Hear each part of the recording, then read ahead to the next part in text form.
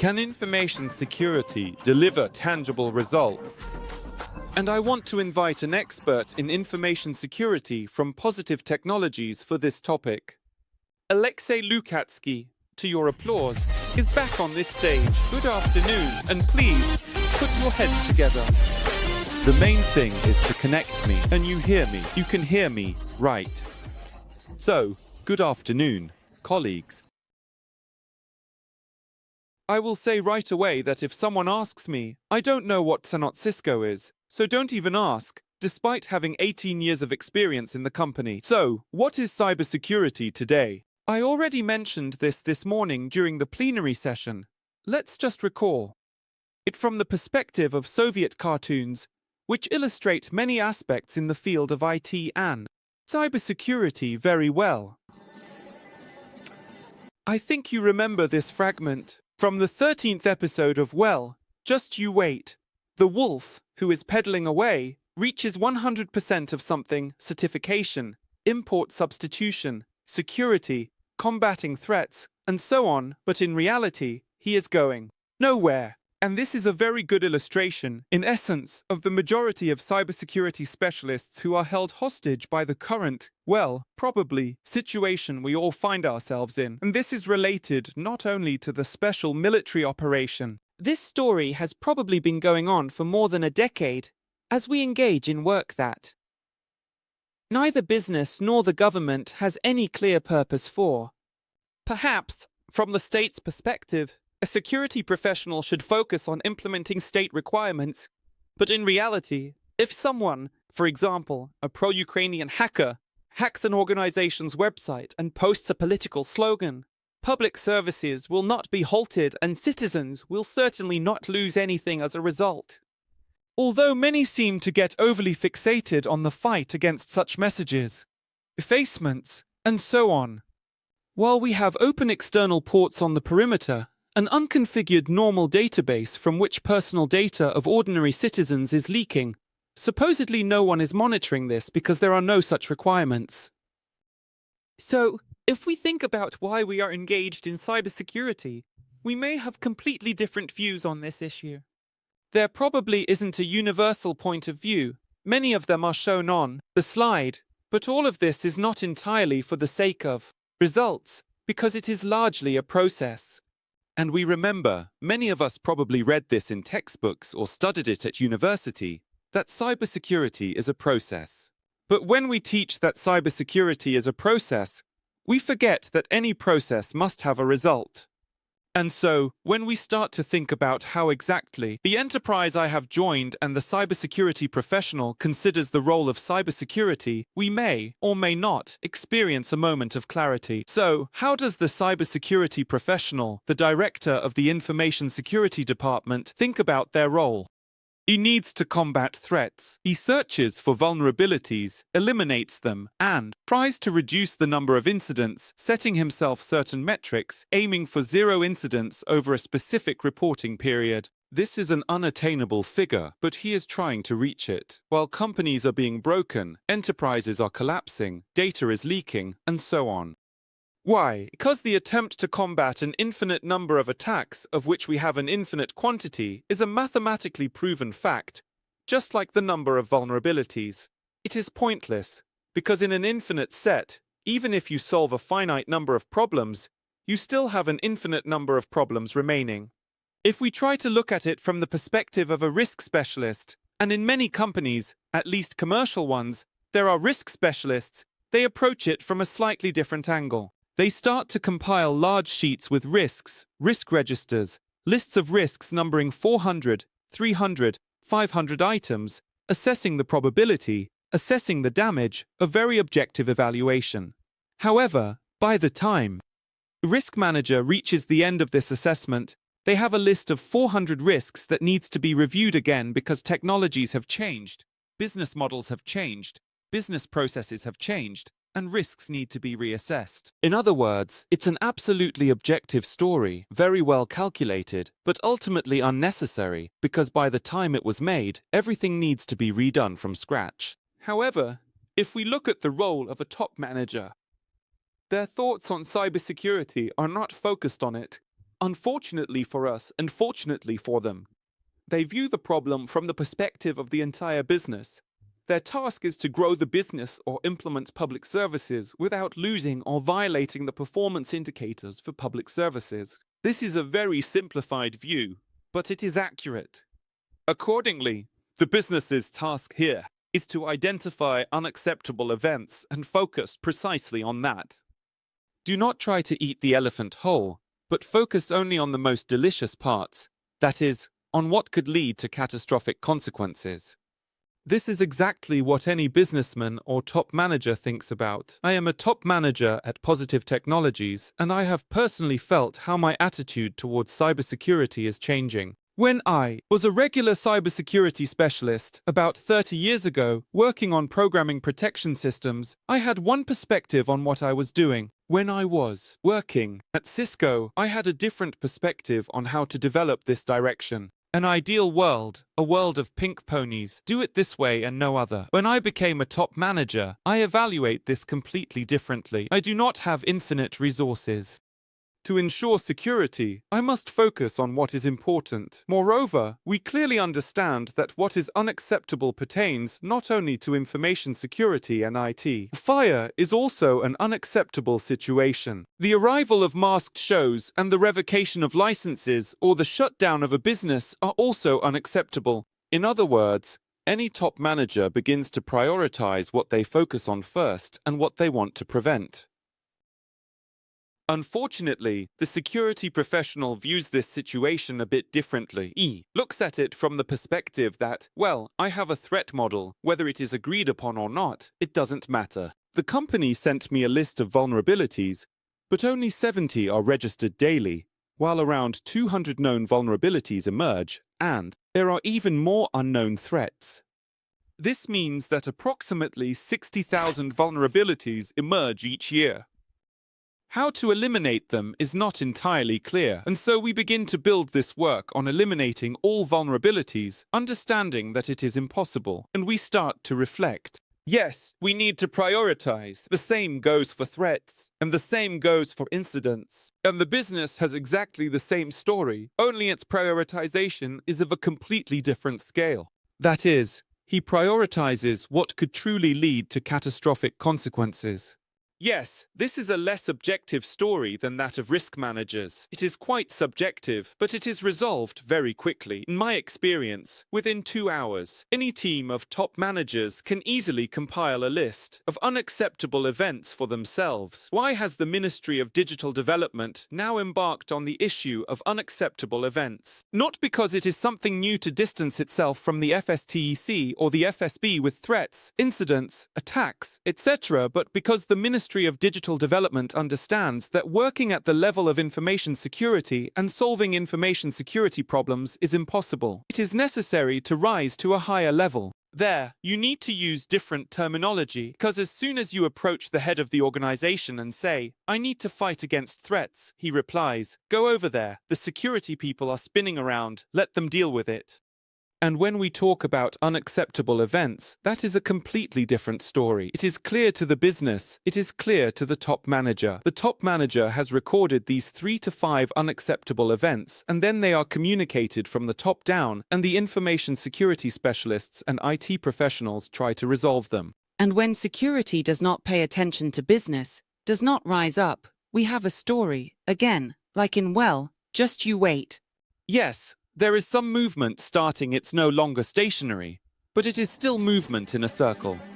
It also does not lead to any tangible results. And here, accordingly, the question arises, what is this very result that a company leader needs from the perspective of cybersecurity to ensure that an unacceptable event does not occur?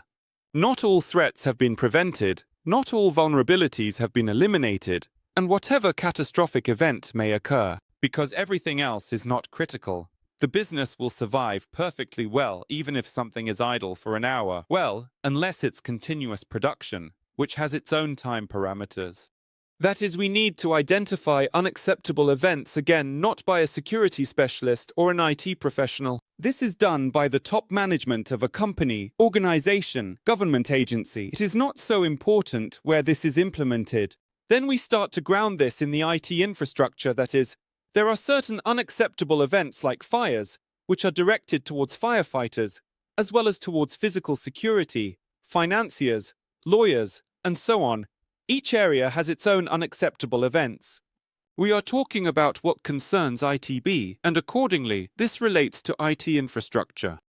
Key and target systems are identified, where unauthorized access could lead to catastrophic consequences. There will be few such systems.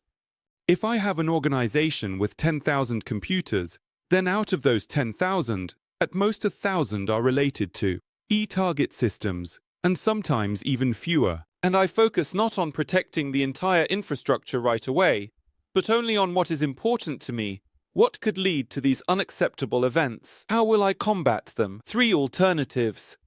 Well, option number 1 is to change the business processes. For example, if I am afraid that money will be stolen from my account, I can try to equip the accountants with tokens so that they wear them on their chests and never leave them plugged into the computer. That's one story. I could try to make the bank limit the amounts of transferred payments and, indeed, in case of exceeding a certain threshold, call the organization to verbally confirm whether you intended to transfer that amount or not. That is, we are changing the business process here, rather than delving into the level of IT infrastructure or level B. The second option is changing IT processes. The third option, the third alternative, is to move towards cybersecurity, which involves preventing attacks and so on, but we fully understand that we can never completely prevent attacks 100%.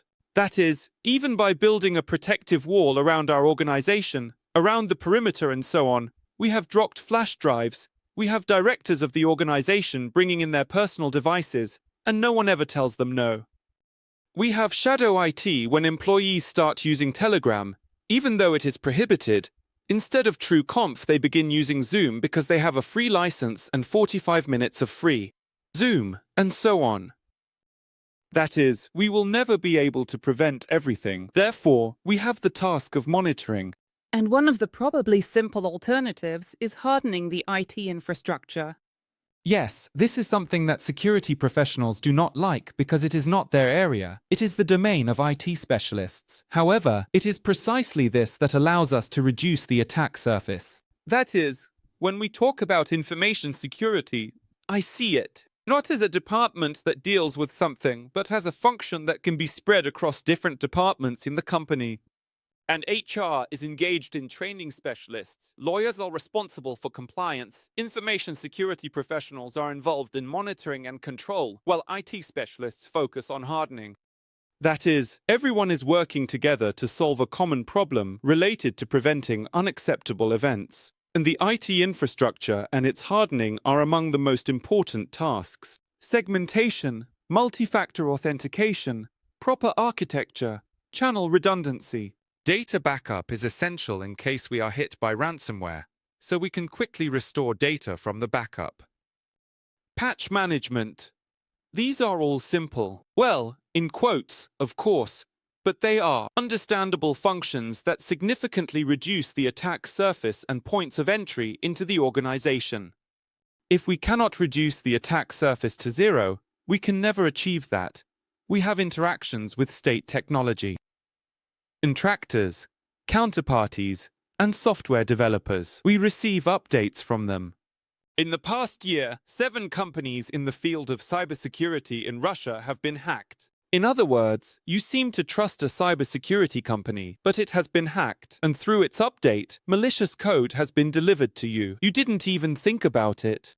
That is, these are all the factors that need to be taken into account, so we cannot completely close off the perimeters. Even isolated networks from the outside world can be breached because there are ways to penetrate inside the organization through an air gap, so-called air gap, and extract data from there. Therefore, in this case, we begin to understand that it is impossible to prevent 100%, so let's build monitoring. In this case, a concept arises that some refer to as a Security Operations Center, SOC. At Positive Technologies, we use the concept of the Cyber Threat Mitigation Center. Why are we talking about this? To slightly distance ourselves from the concept of SOC, because for many, SOC is associated with monitoring. The task of security within an organization is not just to monitor, but to prevent the occurrence of unacceptable events, to make them impossible. Therefore, the CPC is focused on unacceptable events, monitoring key systems to catch the criteria for the implementation of unacceptable events and then preventing and responding to attempts to realize unacceptable events. That is, it is the entire chain, not just the monitoring aspect of it, and so, accordingly, the story with various technologies emerges here. Application Firewall, Vulnerability Management, CEM, Network Traffic Anomaly Solutions. Essentially, these are the tools that allow for the identification of criteria for the implementation of unacceptable events. And this, to a large extent, represents two paths for combating unacceptable events, either through IT infrastructure and its hardening, or through security. Well, generally speaking, in a normal organization, these two directions go hand in hand, because one cannot fully compensate for the other. They must depend on each other. Well, after that, it seems we implemented it, and by the way, it aligns perfectly with the regulations, including those from the stack, the FSB, and even the central bank in some places. And it seems like that's it. We can relax, pour ourselves a little cognac, and in the evening by the fireplace or the TV say, "That's it, I've done everything. Security is in place. Give me a medal to wear." I consider myself a pretty cool security expert. And then come the hackers, who do not read either the 17th order in the stack, the standards of the Bank of Russia, or the 250 presidential decrees, and they hit us right where it hurts through the points we never considered, because no one wrote about this in the regulations. And here arises the key element of this result. We must demonstrate the result. And for this, we essentially need to take hackers, well, of course, legal hackers, and say, "Guys, how about you do what the bad guys could have done to me if they had reached me first?" And so these legal hackers start to break in, test, and identify weak points. There are various ways to do this. One can try to automate the task. We are currently working on creating an auto pentester, which is a product that automates penetration tests. There are alternative approaches that can be used, such as security scanners, but I will say right away that today, as long as a person, that is, a skilled specialist, a pentester, cannot be replaced by a program. Therefore, these approaches are important and necessary. They form the basic foundation for analyzing security.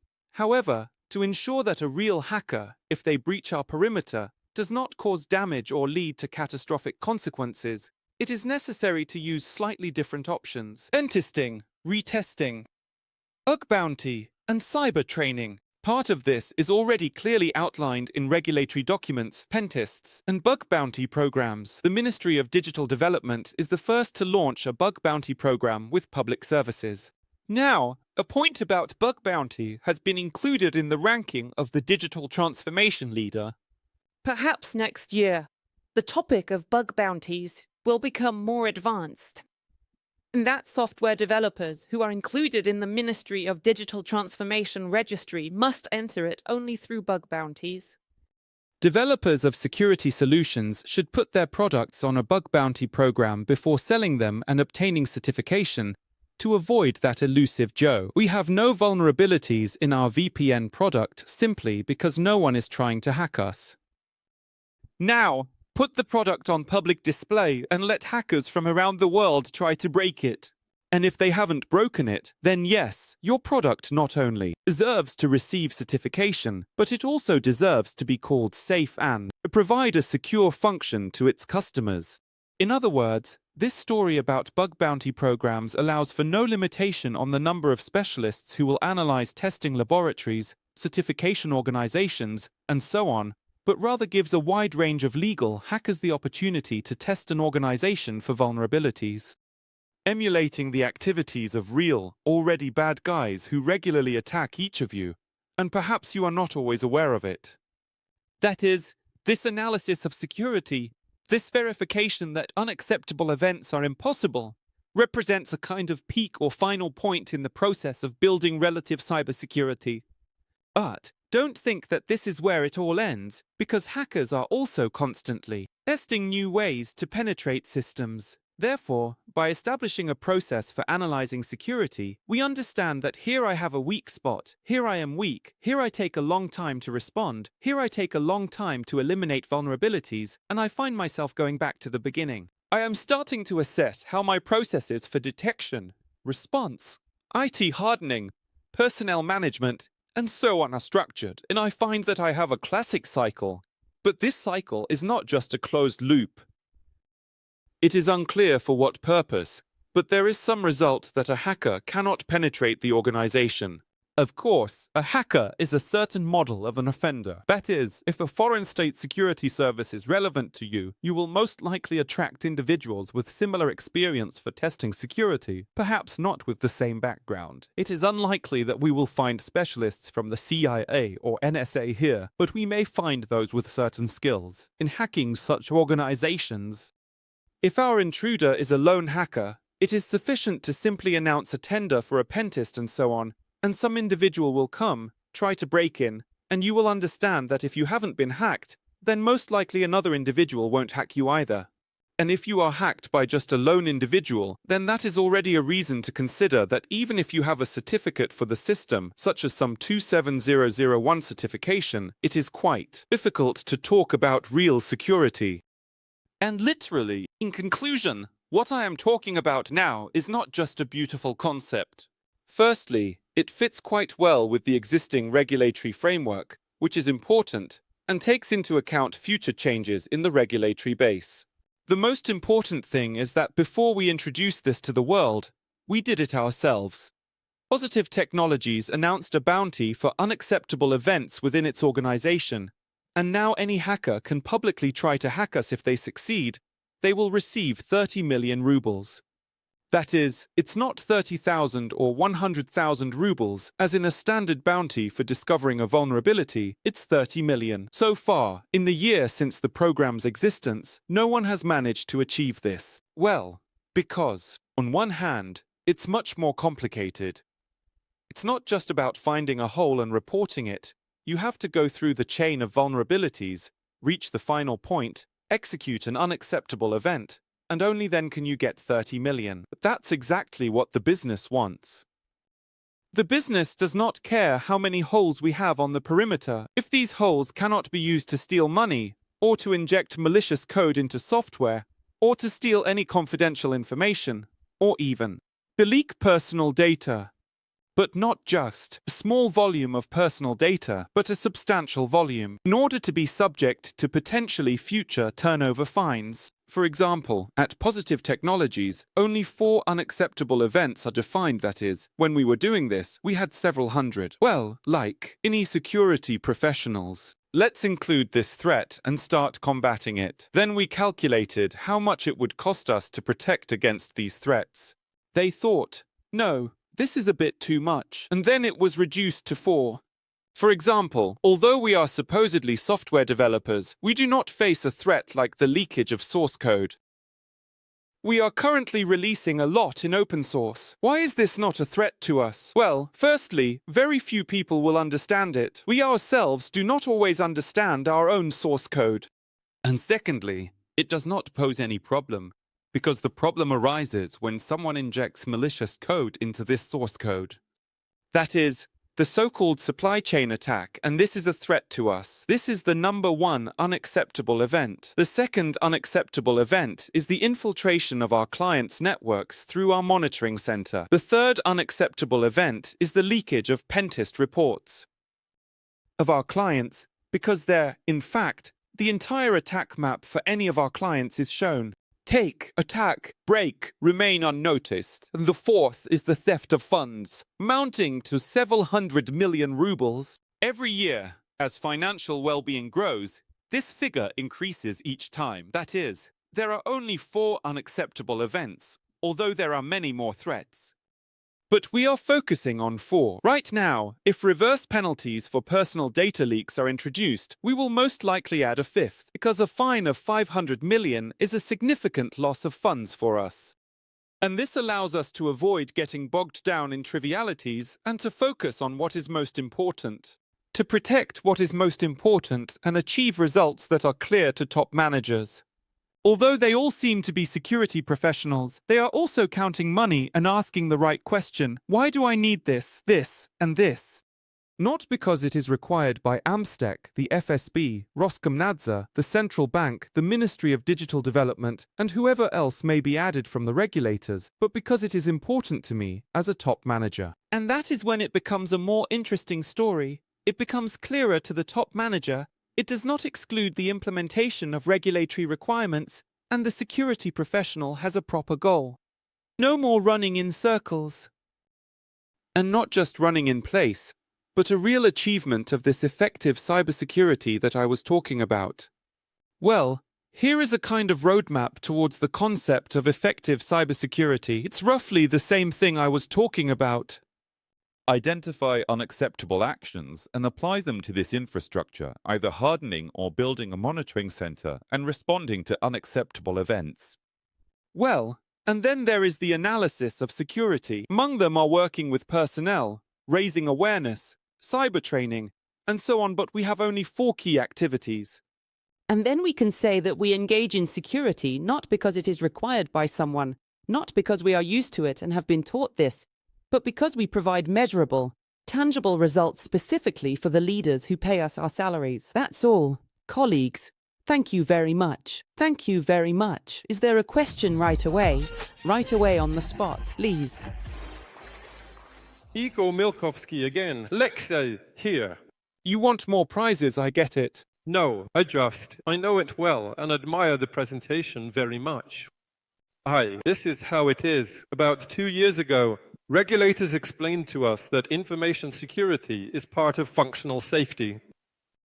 Unfortunately, functional safety is regulated by a number of standards, largely oriented towards Western technologies. When we talk about the inadmissibility of changes, is it the same thing or something different? No, the inadmissibility of functional changes. This is also a level of top management, not a security professional, in my opinion. Well, I think the top manager does not descend to the level of functional requirements, nor to functional security. He has a general task to ensure that the business grows, if it is a commercial organization, and that the business does not lose money. Further, both the first and second tasks can be implemented through a set of activities. Accordingly, there are negative activities that reduce profit and increase our losses, costs, expenses, and so on.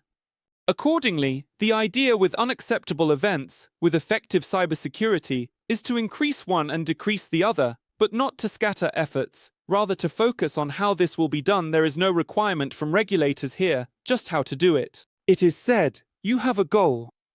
You have intermediate steps, achieve them. If you want this to be incorporated into the regulations, please do so. The regulations include penetration tests, segmentation, hardening, monitoring, and response. It can be aligned with the regulations. If you want to avoid regulations, do it more efficiently, faster, and so on. And this is not a Western approach. It is difficult for me to speak about whether the Russian approach is Western at all. Any business is the same everywhere. Make money and spend less. That's the task of any business. The task of any government is to make life, well, I'm exaggerating a bit, better for citizens, and to put fewer sticks in the wheels. There are certainly imbalances, but overall the task is the same for the USA, Russia, and China. Therefore, this concept is not tied to the West, the East, or Russia at all. It is simply a concept. In my opinion, it is currently correct. It allows for achieving a certain result that is measurable and understandable for those who allocate funds for security. It is more complicated with government organizations. I agree, because I have a budget, I have regulatory requirements, I must comply with both, and I must not fall into non-targeted spending. That is why the Ministry of Digital Development is now actively intervening in the process, saying, guys, you have the STC, you have the FSB, and here we are, and we will impose clear and useful requirements. From the perspective of achieving the goals of the government agency's leadership, not from the perspective of the head of the Information Protection Department, but from the perspective of the government agency's leadership.